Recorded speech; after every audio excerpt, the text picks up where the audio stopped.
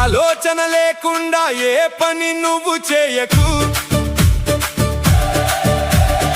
ఆడంబరాలే మనిషిని అప్పుల పాలు చేసేది.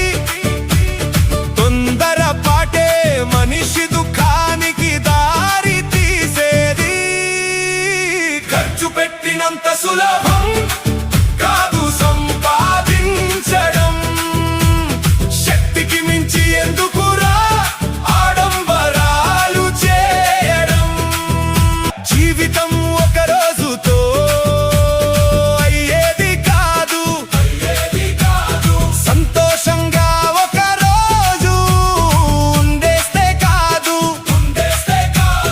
భవిష్యత్తు గురించి ఆలోచించు సోదరా.